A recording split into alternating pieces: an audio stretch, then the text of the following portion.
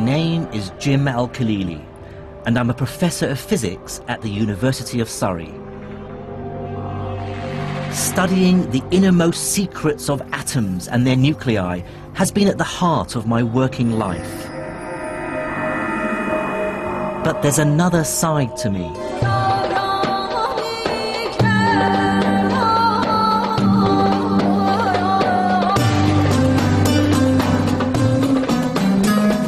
I was born and grew up in Baghdad to an English mother and Iraqi father, but left Iraq with my family in the late 70s when Saddam Hussein came to power.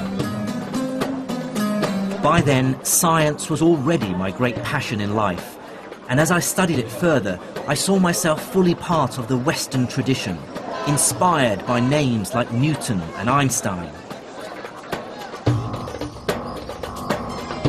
But buried away was this nagging feeling that I was ignoring part of my own scientific heritage. I still remembered my school days in Iraq and being taught of a golden age of Islamic scholarship, that between the 9th and 12th centuries, a great leap in scientific knowledge took place in Baghdad, Damascus, Cairo and Cordoba. So I want to unearth this buried history, to discover its great figures and to assess exactly what their contribution to science really was. Are there medieval Muslim scientists who should be spoken of in the same breath as Galileo or Newton or Einstein? And crucially, what is the relationship between science and Islam?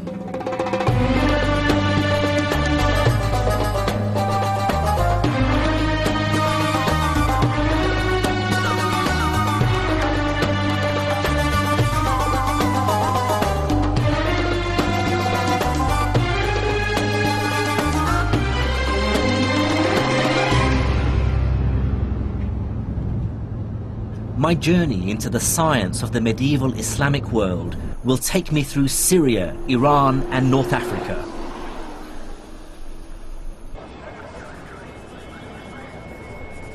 I started in the back streets of the Egyptian capital, Cairo, with the realization that the language of modern science still has many references to its Arabic roots. Take scientific terms like algebra, algorithm, alkali. I instantly recognize these words as Arabic. And these are at the very heart of what science does. There will be no modern mathematics or physics without algebra, no computers without algorithms, and no chemistry without alkalis.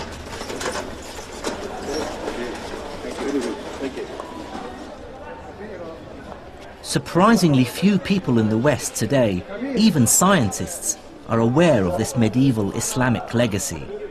But it wasn't always so. From the 12th to the 17th century, European scholars regularly refer to earlier Islamic texts. I have here copies of some pages of the book Liber Abaci by the great Italian mathematician Leonardo Pisano, otherwise known as Fibonacci. What's fascinating is that on page 406 is a reference to an older text called Modum Algebra et el Muqabala, and in the margin is the name Mahomet, which is the Latinized version of the Arabic name Muhammad. The person he's referring to is Muhammad ibn Musa al-Khwarizmi. In fact, Arabic names crop up in many medieval European texts on subjects as varied as map-making, optics and medicine. But I want to start with al-Khwarizmi because his work touches on a crucial aspect of all our lives today.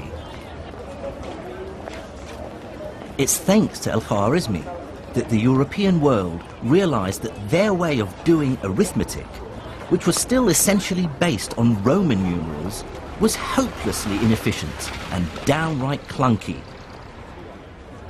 If I ask you to multiply 123 by 11, you may even be able to do it in your head. The answer is 1,353. but try doing it with Roman numerals. You'd have to multiply CXXIII by XI. It can be done, but trust me, it's not fun.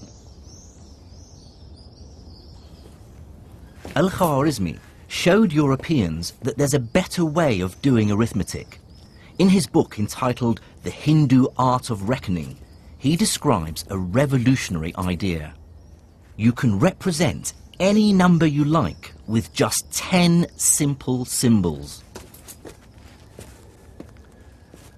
The idea of using just 10 symbols, the digits from 1 to 9, plus a symbol for 0, to represent all numbers from 1 to infinity, was first developed by Indian mathematicians around the 6th century AD, and I can't overstate its importance. Let me show you. Here are the numbers in Indian Arabic numerals. 1, 2, 3, 4, 5, 6, 7, 8, 9. And here are the numbers we're more familiar with in the West. 1, 2, 3, 4, 5, 6, 7, 8, 9.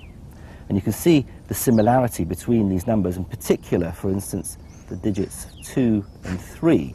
If I tip this sideways, you can see now how they look like numbers 2 and 3. And what's powerful about these digits, this numerical system, is how it's simplified arithmetic calculations. But Al-Khwarizmi and his colleagues went further than just translating the Indian system into Arabic. They created the decimal point. This text, written a century after Khwarizmi, is by a man we know only as Al-Uqlidisi. Here he shows that this same decimal system can be extended to describe not just whole numbers, but fractions as well. The infinity of possibilities that lie in between the integers. Here's a copy of Al-Uqlidisi's manuscript where he showed how the decimal point is used for the very first time. He describes it by using a dash. Here are the digits 1, 7, 9, 6, 8, and you can see there's a small dash over the 9 indicating the decimal place. The idea of the decimal point is so familiar to us that it's hard to understand how people managed without it. But like all great science, it's blindingly obvious after it's been discovered.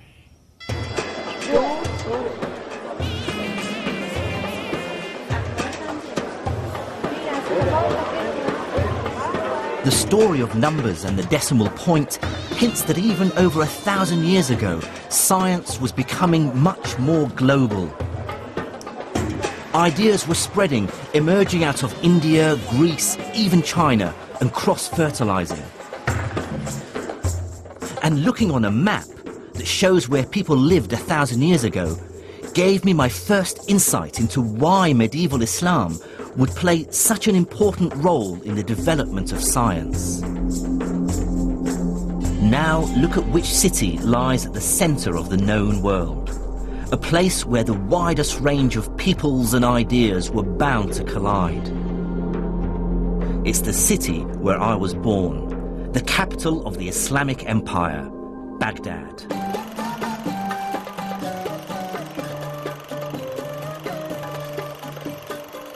Recent events mean I can no longer visit the city.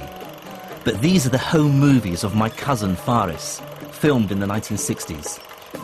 The Baghdad we knew then looked nothing like the bomb-wrecked city it is now. I certainly grew up proud to be associated with one of the world's greatest cities. Baghdad was founded in 762 AD by the Caliph al-Mansur. His aim was to make it the glorious capital of a brand new empire, united by Islam, the rising religion of the time. The Abbasid caliphs had claimed their right to rule by declaring that they were directly related to the Prophet Muhammad, who had founded the new religion over 100 years earlier. But in that short time, the armies of Islam had conquered a vast territory.